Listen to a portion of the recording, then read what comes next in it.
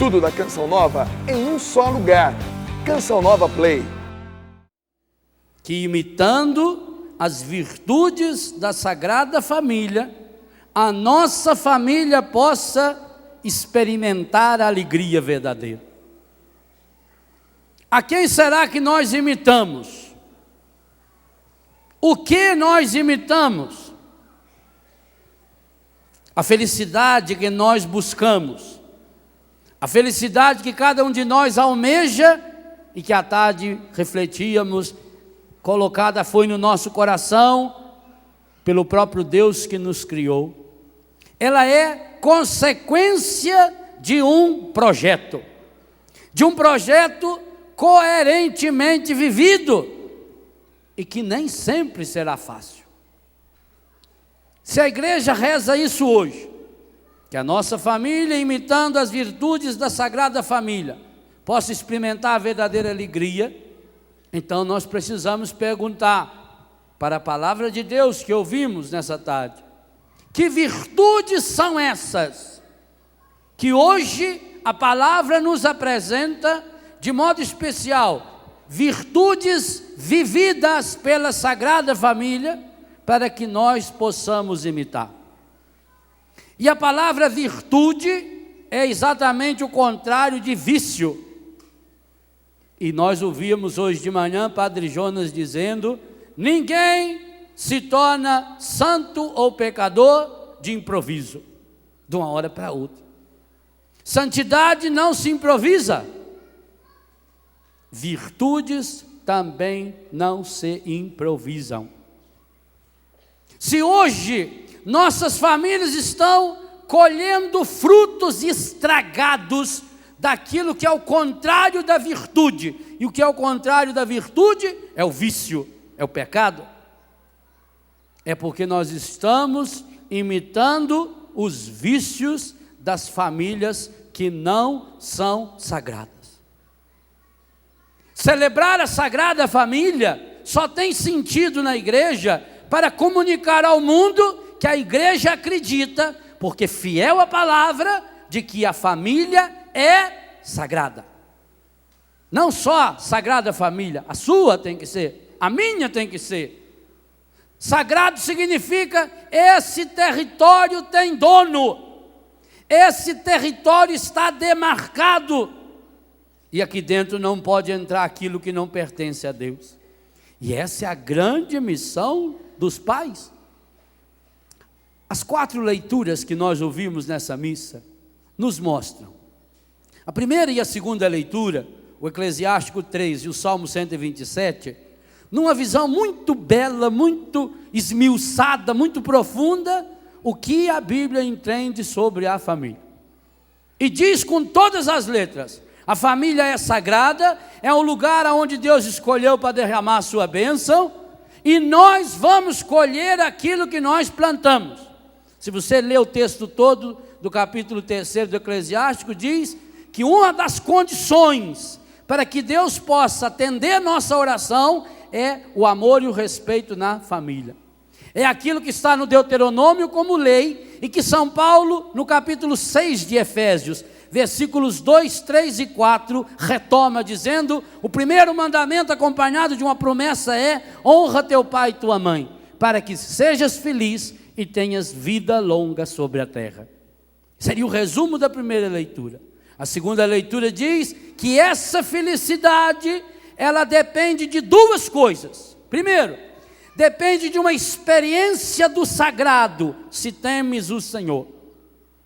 Mas depende também da prática da virtude, do cultivo das virtudes, se andas em seus caminhos, se trilhas em seus caminhos. Trilhar significa isso, aquilo que o Padre Jonas escreveu na apresentação do meu livro, A Trilha da Cura. A trilha é um caminho que já está pronto, agora eu preciso fazer essa caminhada. Hoje o que a igreja pede, que olhando a trilha seguida da Sagrada Família, e é fantástico porque o Evangelho nos dá essa dimensão de trilha. O Evangelho de Lucas, no Evangelho de Lucas, Jesus está sempre a caminho. E aqui nós temos já uma prefiguração daquilo que vai acontecer também em Jerusalém na Páscoa. quando também Maria ficará 3 dias longe do seu filho Jesus. E é por isso que São Lucas vai colocar só a boca de Maria. São José aqui não vai falar absolutamente nada, vai estar junto o tempo todo, vai estar do lado, vai estar falando pela boca de Maria. Nós temos uma trilha segura, uma trilha firme. Essa trilha, a terceira leitura, Colossenses capítulo 3, é de uma praticidade que impressiona. Cada versículo desse capítulo 3, que começou lá no 1 dizendo: ressuscitados com Cristo, buscai as coisas do alto. E a partir desse enfoque, vai até o versículo 11, mostrando a nossa necessidade, aquilo que o Ricardo falava no final da pregação hoje à tarde, de nos conformarmos com o Cristo, que é nele que nós vamos experimentando uma restauração contínua, o homem novo que se restaura continuamente à imagem daquele que o criou no Cristo. A partir dessa premissa maravilhosa, São Paulo vai nos dando hoje certezas absolutas, que cada versículo desse dá um acampamento. Nós precisamos saber que nós somos eleitos de Deus, santos, queridos, e por isso revestir-nos de entranhada, lá nas entranhas, lá no mais íntimo do nosso ser, misericórdia, doçura, bondade, paciência, temperança, praticando entre nós o perdão. Mas que isso é impossível se não nos alimentarmos com a palavra, que a palavra de Cristo habite com toda a plenitude o seu coração, que o que triunfe no seu coração seja a paz de Cristo, para a qual nós fomos chamados, e isso tem que nos levar-nos à alegria que a igreja nos pede, e que nos pede no dia de hoje. Por isso cantai a Deus salmos, hinos, cânticos espirituais. Mas esse caminho de felicidade passa pela família, passa pelo concreto.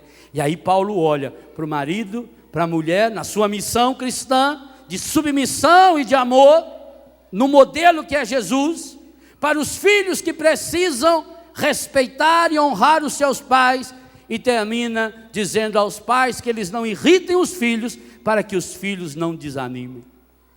Olha, meus irmãos, que trilha espetacular. Mas eu repito, sem uma experiência de Jesus, não conseguiremos fazê-la. Por quê?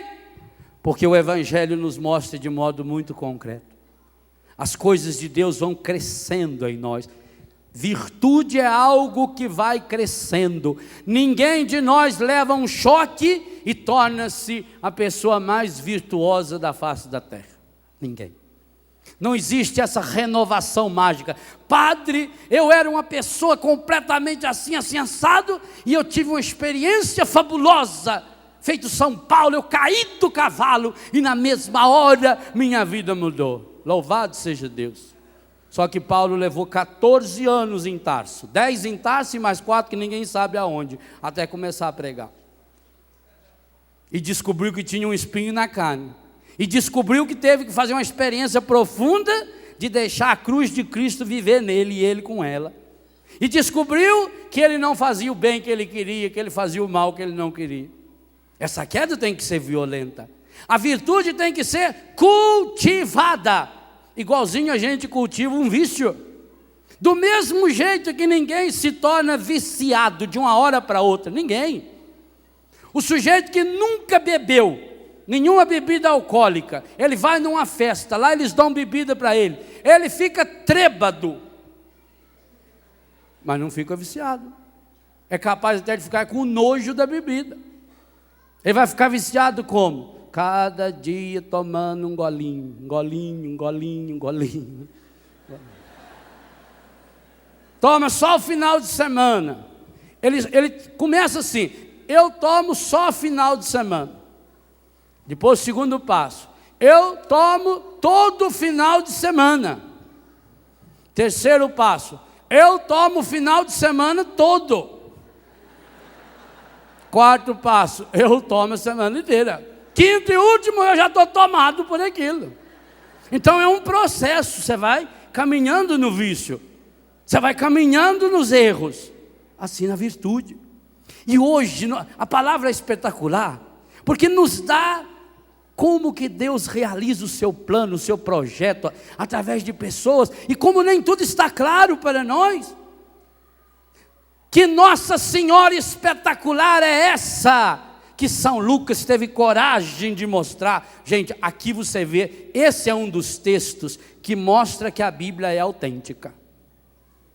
Se a Bíblia fosse um livro montado humanamente, essa é uma das passagens que ninguém ia deixar colocar.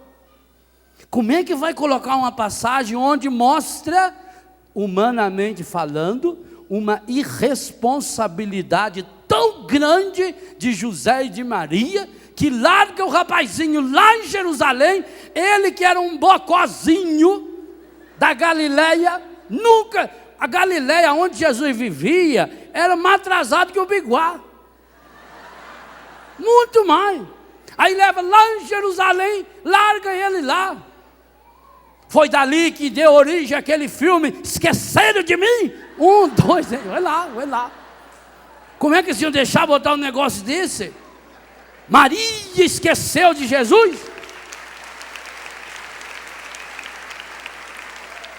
Vocês acham que se fosse um livro montado, ia mostrar isso? Não. Segunda coisa, iria mostrar dúvida no coração de Maria? Se o objetivo de Lucas, e Lucas, segundo a tradição, foi o primeiro artista que pintou Nossa Senhora, as imagens primitivas de Maria, da qual nós temos a mais próxima, seria Nossa Senhora do Perpétuo Socorro, segundo a tradição, foi pintada por São Lucas.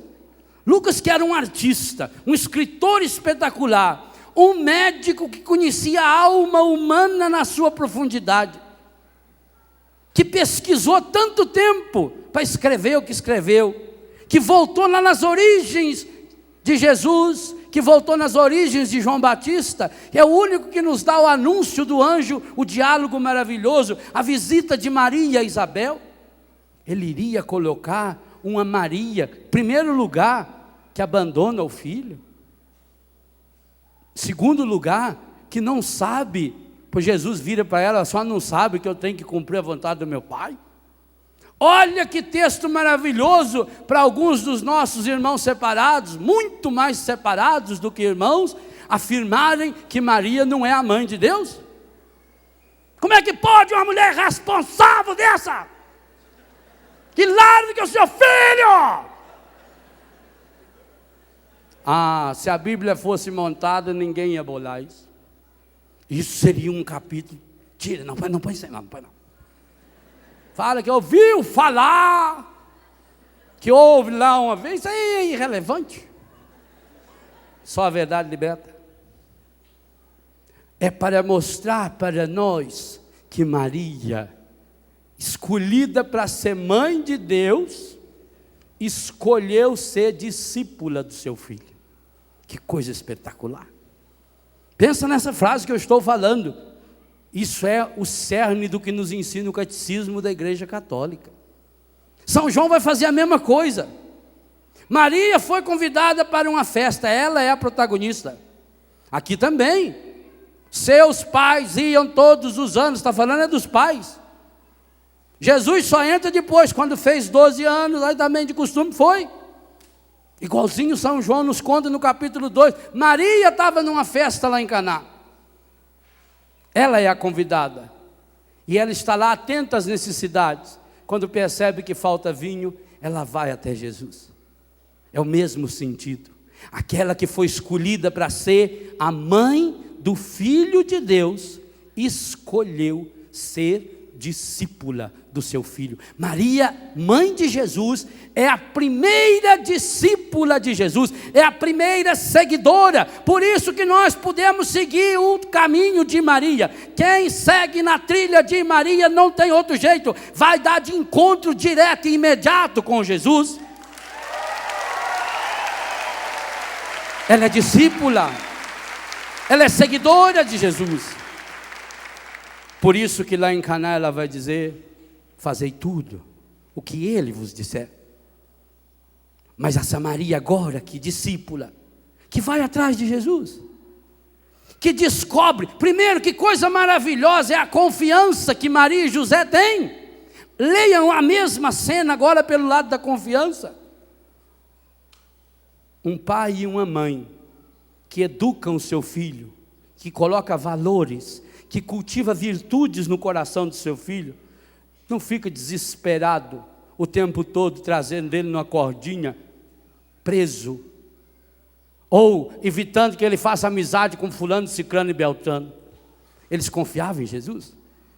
Eles não ficavam pensando bobagem na cabeça. O mundo ensina as mães, principalmente, só pensar o que não presta. Se o filho não chega, o que ela fica pensando? Ele deve ter parado aí num grupo de jovens, está rezando na igreja, na vigília. Minha Nossa Senhora, o que será que aconteceu? Será que foi em algum acidente? Liga para o hospital, na delegacia. Eu já falei para todo lado. Maria e José confiavam em Jesus. Ele devia de estar na caravana, com os moleques. O moleque vai correndo na frente, brincando. Maria e José tinham que vir ajudando aquela veiarada que vem mais devagar, e ele muito caridoso. Não é? Pessoa que vive na caridade. Vai ver que foi na frente. Olha, está combinado, hein? Nós vamos nos encontrar lá na encruzilhada tal. Pronto. Quando chegou lá de tarde, como diz o mineiro, quede. O francês fala, quede. Onde está Lô? Descobriu que ele não estava. E aí o que fizeram? Voltaram para buscar. A aflição tomou conta do coração, claro. Sabiam que Jesus era um menino que estava aprendendo. Eles tinham responsabilidade sobre Jesus. Sabia que Jesus era um menino que vivia num mundo rural, simples, pequenininho. E que Jerusalém já era uma grande cidade. Mas que coisa interessante. Quando chegaram em Jerusalém, 3 dias depois, onde eles foram procurar Jesus? Na delegacia? O que levou-os a procurar Jesus no templo? Quem ensina onde o seu filho ir, sabe aonde ele está. Ensina. Eles vão direto encontrá-lo. Não vão encontrar Jesus quem não buscar no templo. O pai e a mãe que não ensinar o filho a ir ao templo não vai encontrar com ele. E chegou lá, ele era um menino de 12 anos, que estava dando aula para os doutores, mas que logo em seguida desce e continua aprendendo com Maria e com José. Se você ler com muita honestidade esse evangelho de hoje, significa o seguinte: aquilo que Jesus estava ensinando para os doutores, ele aprendeu com o pai e com a mãe. Não é isso que diz o evangelho? Desceu com eles, lhes era submisso. Eu estou sobre você, você está sobre mim. E por isso ele crescia em idade, sabedoria e graça. Físico, psíquico e espiritual. É o crescimento integral da pessoa. Meus irmãos e minhas irmãs, se a igreja hoje nos convida a imitarmos as virtudes da Sagrada Família, e as virtudes que nós temos que imitar hoje, é essa busca contínua, é ir até onde for possível para encontrar com Jesus, é saber que como pais, precisa educar o seu filho, e essa é a grande responsabilidade dos pais, e que como filhos não interessa se você é o filho de Deus, como diz o evangelho, que tem uma missão muito bem definida, mas enquanto está menino, tem que obedecer o pai e a mãe, a virtude da obediência, do aprendizado, da família que se junta para resolver um problema. O que nós vemos hoje, mundo afora, hoje estamos colhendo os frutos de uma família educada pelo encardido. Por isso, de uma família encardida, que não questiona onde estão os problemas, que faz uma análise superficial das coisas, conforme os meios de comunicação apresentam, que não vamos à raiz do problema. Vou pegar um exemplo. Azar de quem pensar diferente. Não tenho muita preocupação com isso. Ainda mais que hoje eu estou com as costas largas. Tem Padre Zé Augusto aqui atrás, estou sossegado. Hoje eu estou tranquilo. Qualquer coisa, foi os dois que falaram. Nós dividimos. Vocês viram passeata um mês ou dois atrás? Eu assisti até em Portugal isso. Passeata de gente importante, de artistas. Porque uma menina de 16 anos tinha sido barbaramente assassinada por um bando de safados sem vergonha, ordinários e marginais. Entre eles um de menor, que não podia nem dizer o nome. Vocês viram Hebe Camargo, que saiu em todos os jornais, dizendo que queria entrevistar o rapazinho, o que matou a menina, mas que ia levar junto um revólver para assassinar o rapazinho.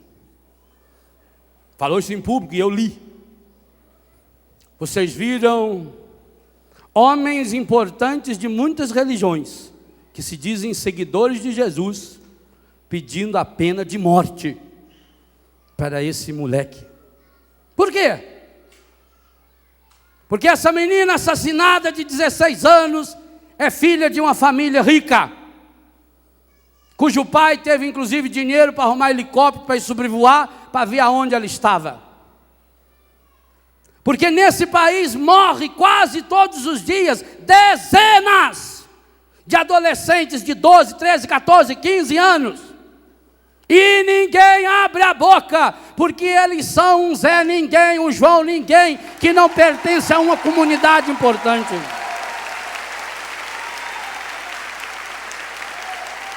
Pior, a mesma senhora Hebe Camargo, que disse que mataria, e eu acho que ela tem coragem de matar mesmo, porque uma vez ela deu uma entrevista numa revista dizendo que não sabia quantos filhos ela tinha matado dentro da própria barriga.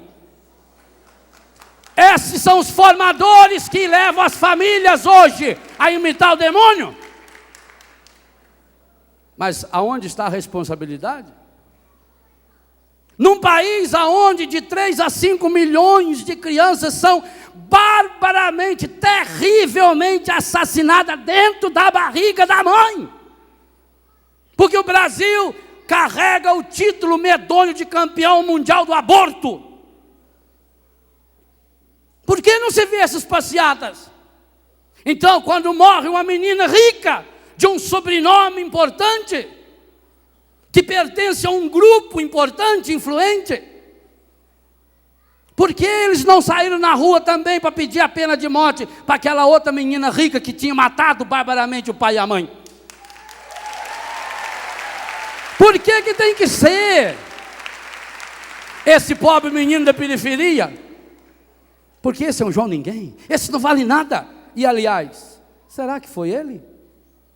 Tinham 5, 4 de maior, 1 de menor. Vocês acham que os outros não disseram para ele? Ou assume, ou nós cortamos você e sua família toda. Eu sei a lei do submundo, eu sei, eu conheço. Eu tenho filhos e filhas que vieram lá desse meio, que são rejeitados por essa sociedade, mas vai-se nas causas. Eu não quero aqui encontrar culpados não, gente, porque se é para encontrar culpados, tinha que se perguntar para esse pai, como é que então um pai permite que uma menina de 16 anos, que começou a namorar um rapazinho, a mãe do rapaz nem sabe o nome dela, nem tinha visto ela na vida, uma paquera, e deixa a paquera aí para passar um final de semana acampado no meio do mato lá no Embu Guaçu. Ah, porque isso é liberdade? Isso é o que nós estamos colhendo. Uma família que não tem estrutura, e não tem estrutura porque não tem Deus, e se não tiver Deus pode ter tudo, tudo que os pais derem aos seus filhos, se não der Deus, será usado contra eles.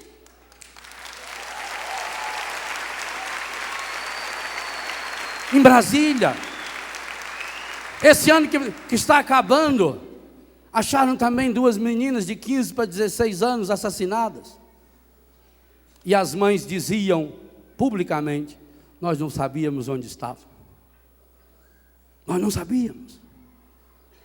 E hoje Maria e José estão dizendo: pai e mãe, vai atrás do seu filho, aonde ele estiver.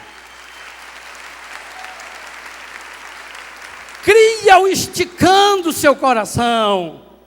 Porque senão depois o que adianta essas passeatas aí que a televisão mostra quando se tratar de uma menina rica? E eu não estou condenando a coitada dessa menina rica e nem de pobre.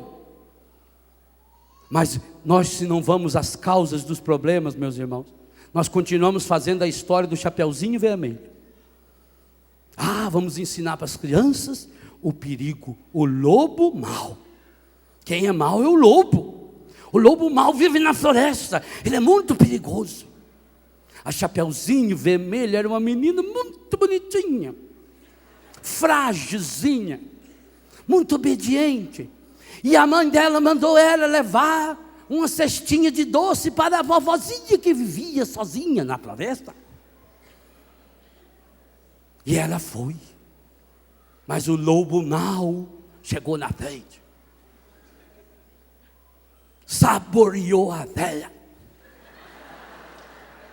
disfarçou de velha e ficou esperando a menina para dar o bote na menina. Sorte que chegou um caçador que há tempo de matar o lobo, tirar a velha inteira lá de dentro ainda, e salvou. Que maravilha. O único que presta nessa história, na minha opinião, é o lobo. Único, ao menos faz aquilo que é da vocação dele, comer. E o resto? Que mãe é essa que deixa uma filha sozinha atravessar a floresta perigosa para levar doce para a mãe dela? E era mãe da mãe, não era mãe do pai. Senão ela não ia mandar doce. A não ser que a velha fosse diabética. Aí mandava, né?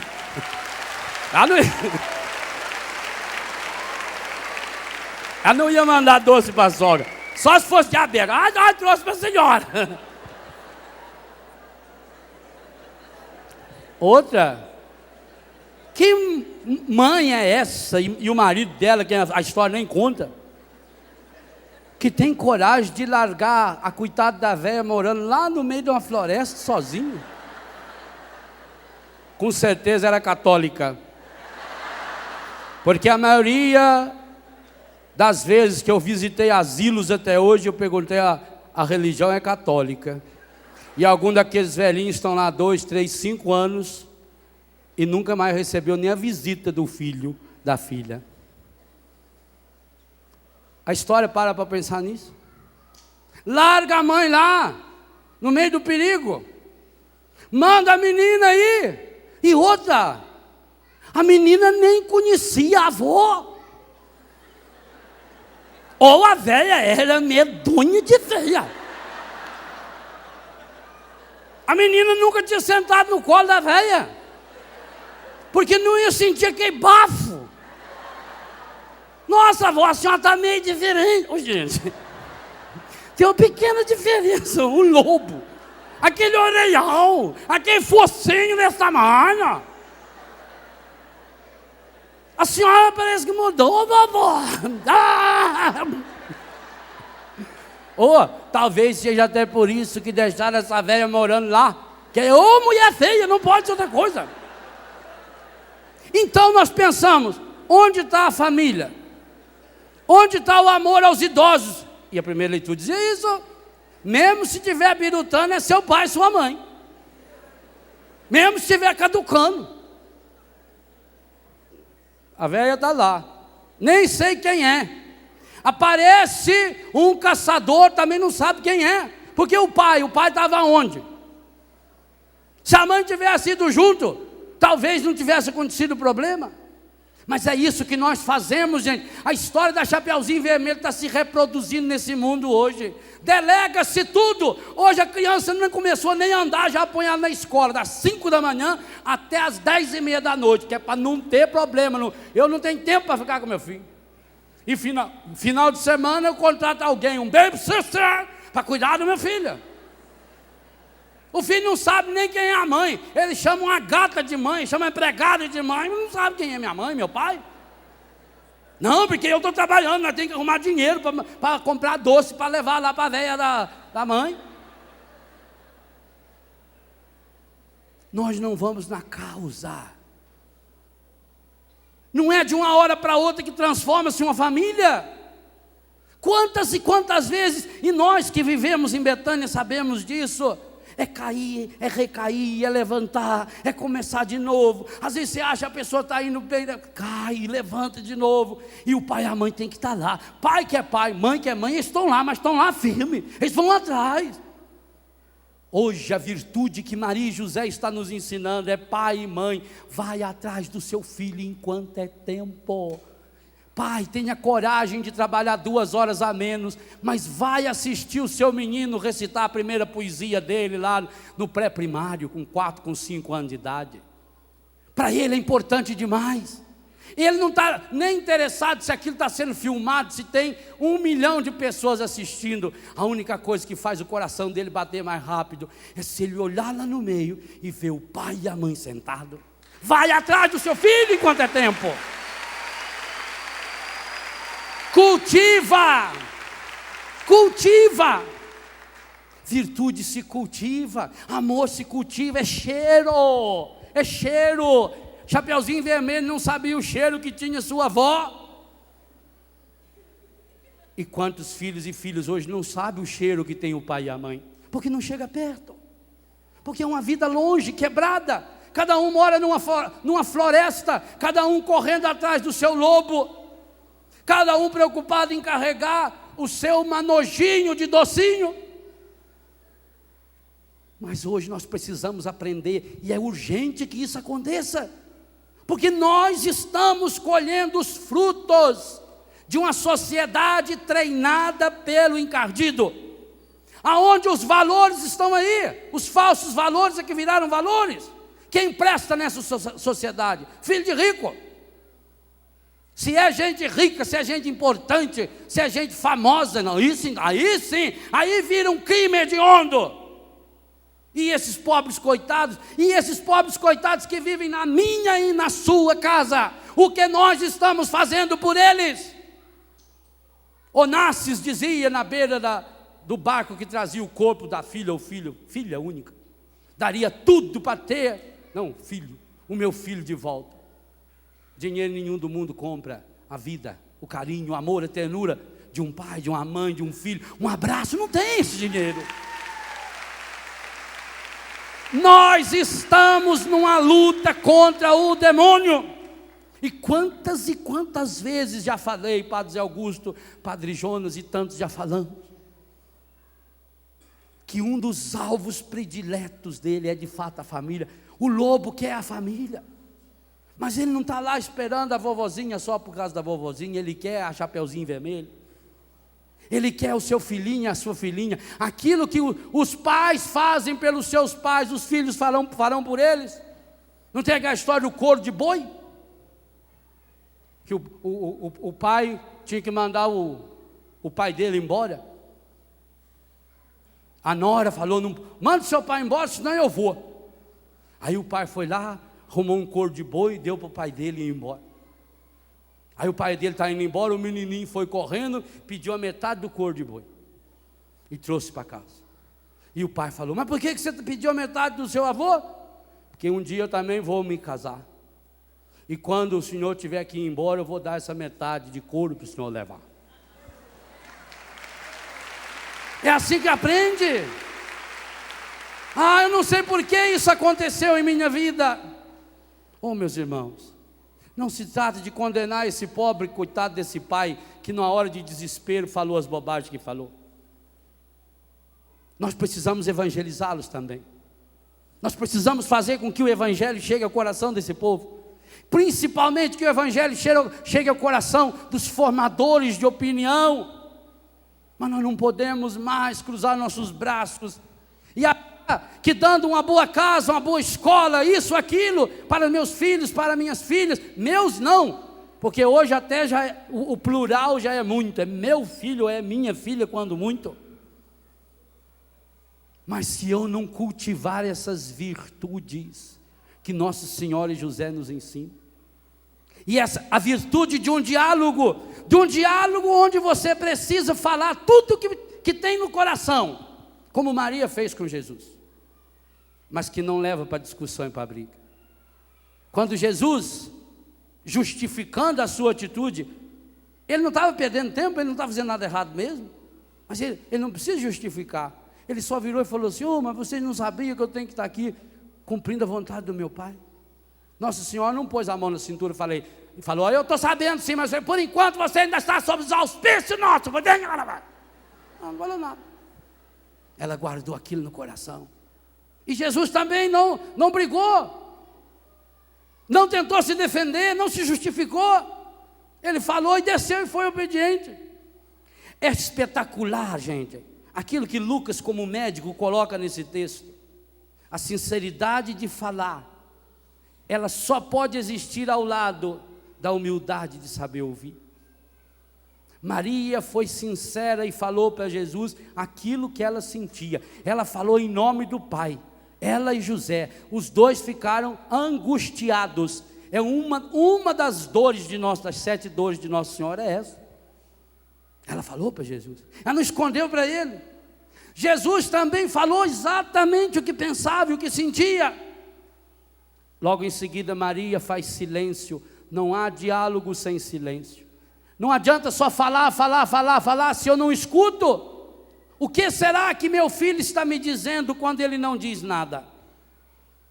Maria hoje está nos ensinando a virtude do diálogo na família. É falar tudo aquilo que você sente e pensa, mas é a coragem revolucionária de ouvir, de não rebater, de deixar que a palavra do outro ressoe no seu ouvido, do mesmo jeito que Maria deixou ressoar e José ao seu lado a palavra de Jesus. Ela guardou, ela ficou meditando, ela ficou ruminando essa palavra no seu coração. Jesus faz a mesma coisa. São Lucas diz, ele desce com eles, lhes é obediente, lhes é submisso e cresce. Quem não aprende a obedecer não cresce. O mundo moderno está criando crianças enormes, por isso que até nossas crianças hoje ficam maiores antes da hora. Alimentação muito boa, tudo balanceado, as vacinas que a gente toma. Hoje você pega uma menininha de 12, 13 anos, já tem um corpo de mulher. Mas triste que não é só o corpo, já tem a cabeça desse tamaninho dessas mulheres que estão sendo imitadas por essas crianças que estão sendo prostituídas dentro de casa. Eu lia numa revista de marketing há poucos dias, que a peça de roupa mais encomendada no Brasil inteiro para o Natal foi uma saia pregueada que uma artista está fazendo um papel de uma novela aí, uma campeã de vulgaridade, uma prostituta social, em tamanhos pequenos, médios e grandes, dos 3 tamanhos. Pequeno, bem pequenininho, médio, grande, GG.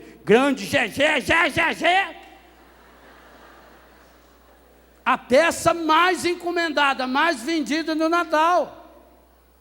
Bonito, papai já bota na filhinha, já põe uma roupa de prostituta na menina,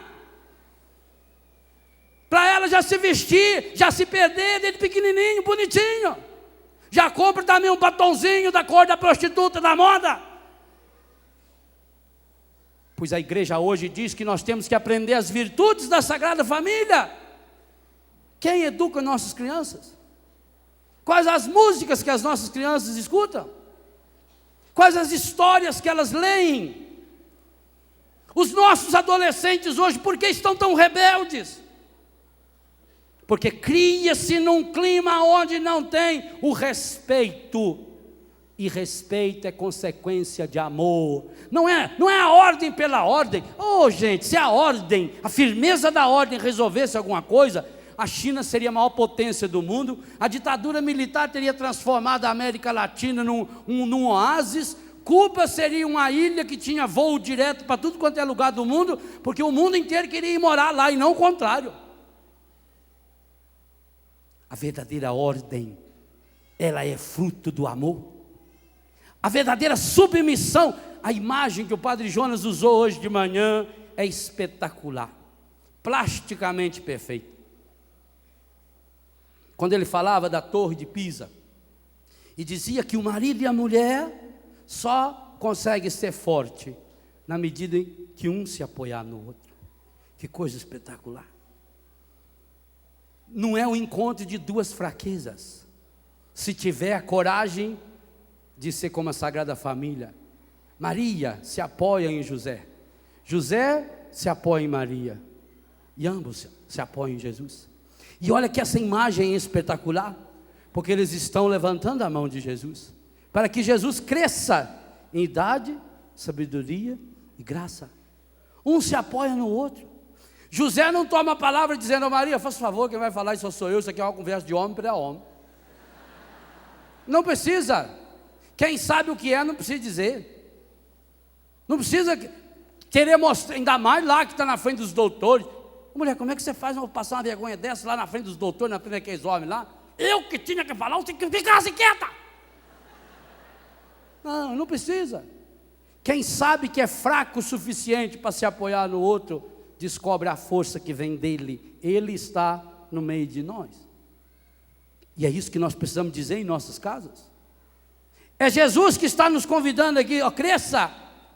Deixa meu pai e minha mãe segurar a sua mão que você vai crescer. É lá no alto que está a nossa meta.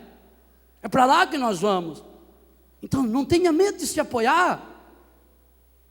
Hoje em dia pregaram a libertação da mulher, o feminismo. A mulher tem que ser igual ao homem. Não, pelo amor de Deus, naquilo que o homem tem que não presta, nunca seja igual. Ser igual ao homem, então, queimar o sutiã em praças públicas. Largaram de raspar o subaco. Que agora nós que manda. Isso. Você é livre para fazer o que faz hoje? Para se estragar desse jeito? Não. Tenha coragem de ser submissa feito Maria. Mas saiba em quem você se apoia. Homens, tenha coragem de ser submissos feito José. Porque esse texto de São Paulo é espetacular. Mulheres, vocês têm que ser submissos aos maridos, viu? Mas os maridos têm que amar a esposa. Lá em Efésios ele completa: igual Cristo amou a igreja. Olha lá que jeito que ele amou. Marido, morra pela sua mulher. Isso é amar. Não é desigualdade, não. E nós vamos retomar essa conversa no acampamento de casais. Vocês que são casados sabem do que eu estou falando. Esse amor de novela, esse amor de filme, esse amor do gosto, não. O verdadeiro amor é ter a coragem de morrer por causa do outro. É gastar-se pelo outro, é esvaziar-se pelo outro, como Cristo amou a sua igreja. As virtudes que nós precisamos aprender com a Sagrada Família. Nós precisamos cada dia mais buscar caminhos, trilhas. Quanto tempo vai levar? Maria e José levaram 3 dias. Quanto tempo você vai levar? Não tem importância. Se ama mesmo, talvez vai levar 10, 20, 30, 40, 50 anos. Mas é um amor que se renova. Eu acho força, por quê? Porque Ele está no meio de nós.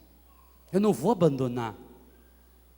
Uma das cenas que mais marcou minha vida, quando eu era seminário, fráter já, em Taubaté, numa segunda-feira, assim mês de novembro, dezembro, um calor, e eu ia ao centro da cidade, no correio, voltava do almoço, depois fazer compra, e tinha aquela reta imensa, que sai do Conventão e vai lá para Pinda e para Tremembé e passa em frente à casa de custódia.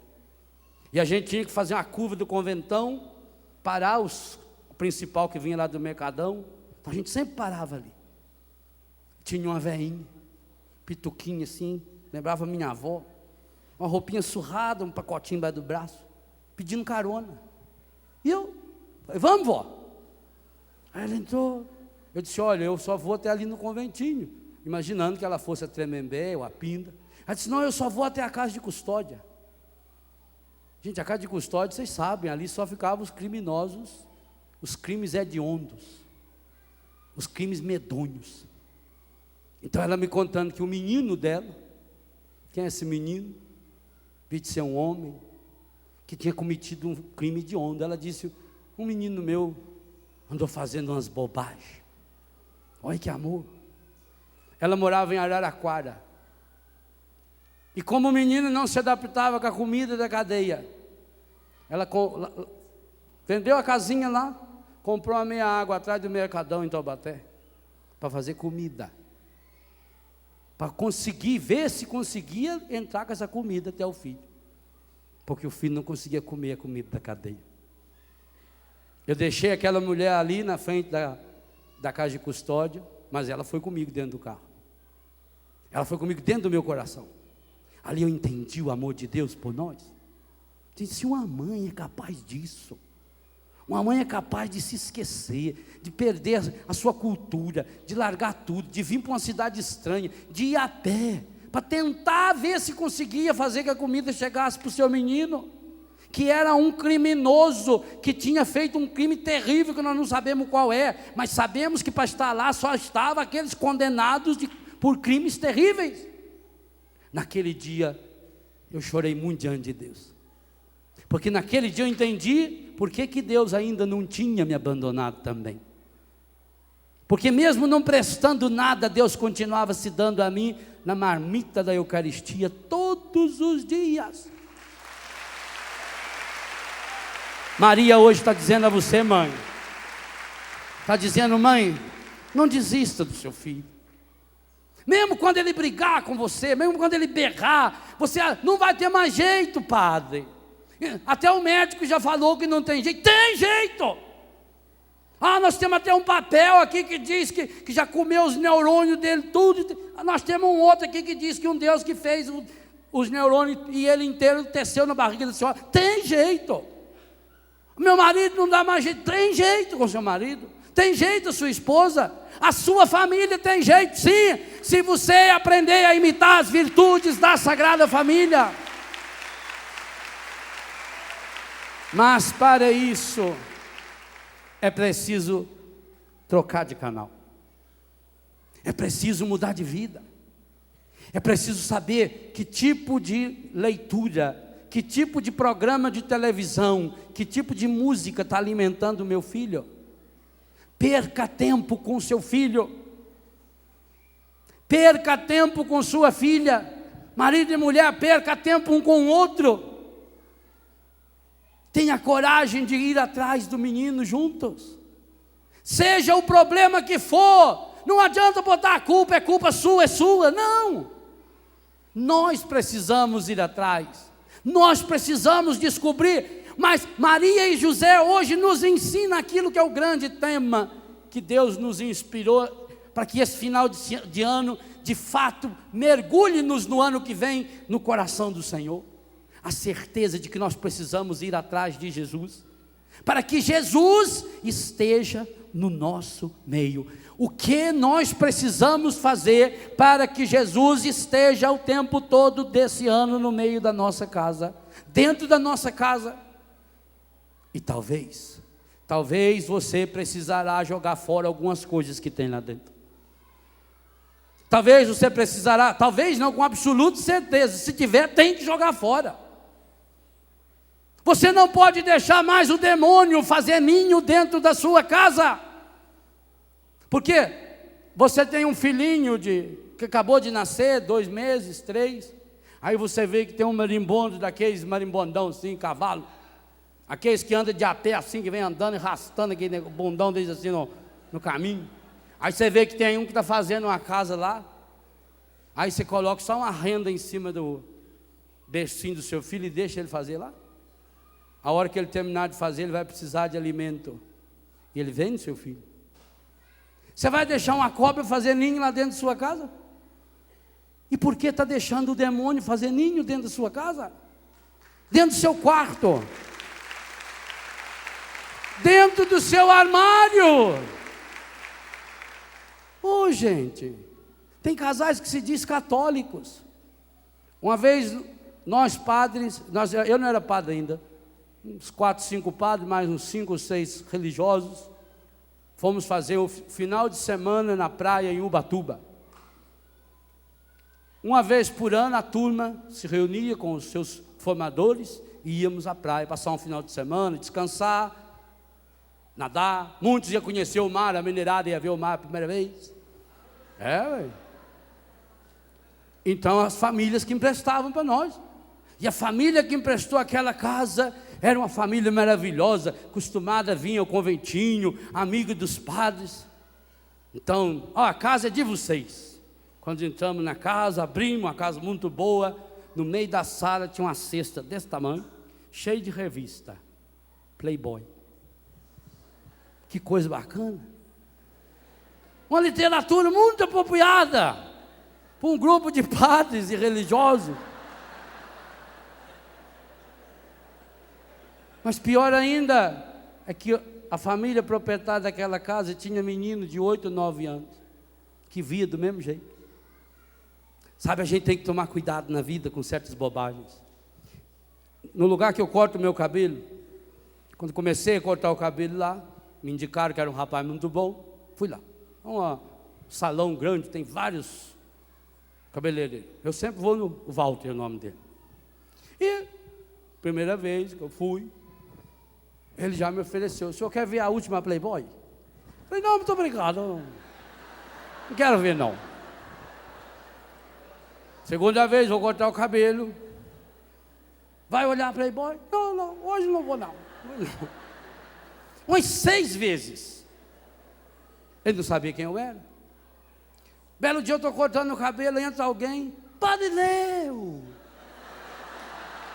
a minha mãe é fã do senhor. Não sei o que, dá um beijo na sua mãe. Ele parou assim com a tesoura. O senhor é padre? Eu falei: sou. Ele disse: então o senhor me perdoa? Eu disse: do quê?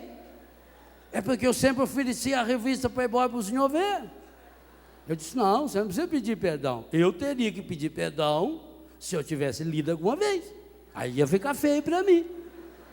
Aí ele riu, começamos a conversa: mas o senhor é da onde? Eu sou do Biguá. Ele é de Pedralva. Pai dele conhece meu pai. E fomos nos encontrar lá em Curitiba. Estão entendendo, gente? O que é semear? Os valores que eu vou colher? Se por uma bobagem eu pego uma revista daquela lá, amanhã depois ele ia escutar aquela moça dizer padre, ele talvez não ia conversar comigo. Hoje ele é meu amigo. Hoje ele fala da esposa, das filhas, e ficamos amigos. Talvez ele não ia falar nada, ele ia ficar quietinho e dizer: ainda bem que eu não acredito em padre mesmo. Pronto. Não é verdade? Assim também, gente, a nossa coerência tem que ser o tempo todo. O Ricardo falava isso. Uma coisa eu sabia que sem Jesus não tem jeito. Agora eu preciso caminhar com Jesus. É isso que a igreja pede hoje, para mim e para você. Que as nossas famílias, imitar é arremedar, é repetir, é fazer igual. As virtudes da Sagrada Família possa experimentar a alegria de Deus, possa trazer esse céu aqui, construir esse céu aqui. Como é que nós alimentamos nossa família? Então eu preciso jogar fora. Impossível uma família em que o marido ou a mulher tenha lá dentro de casa revistas, filmes pornográficos. Deixa escondido lá só para vocês verem. As crianças vão ver nos seus olhos. Criança vê tudo no olho. Criança enxerga tudo no olho. E pode fazer os pais passarem vergonha. Como aquela família que estava recebendo os diretores da empresa no jantar. Todos muito importantes, de terno.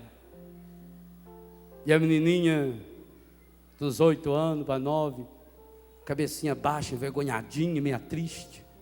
Lá no meio da janta alguém olha para a menina e pergunta: nossa, o que você está triste?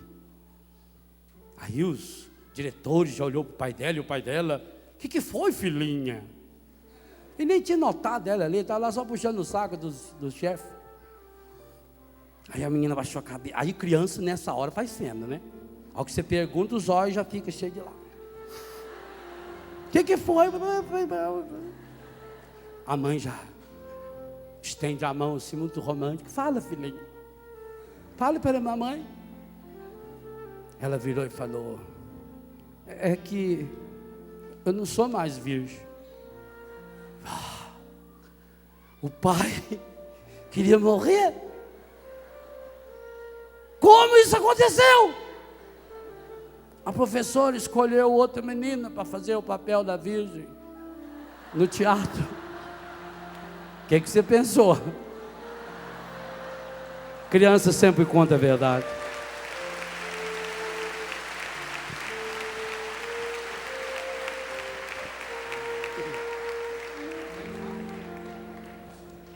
Das muitas coisas do meu tempo de criança, guardo vivo na lembrança o aconchego do meu lar. No fim da tarde, quando tudo se aquietava, a família se ajuntava lá no alpendre a conversar. Meus pais não tinham nem escola e nem dinheiro. Todo dia, o ano inteiro, trabalhavam sem parar. Faltava tudo, mas a gente nem ligava. O importante não faltava: seu sorriso e seu olhar. Oh, oh, oh.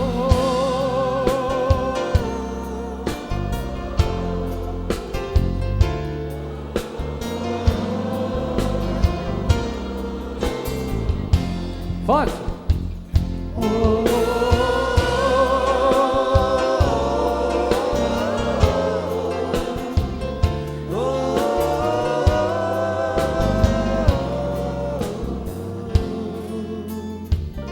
Eu tantas vezes vi meu pai chegar cansado, mas aquilo era sagrado.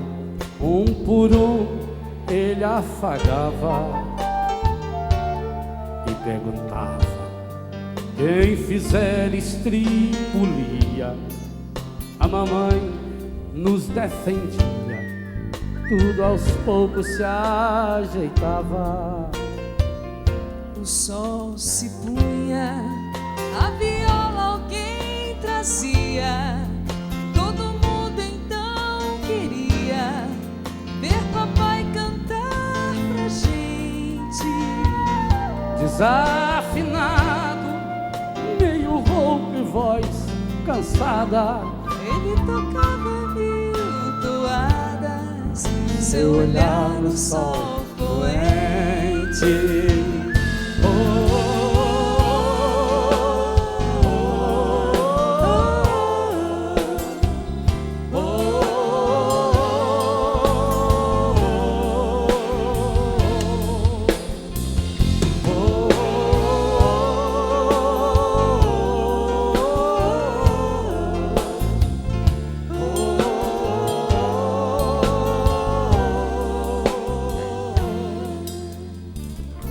Correu o tempo, hoje eu vejo a maravilha de se ter uma família, quando tantos não a têm.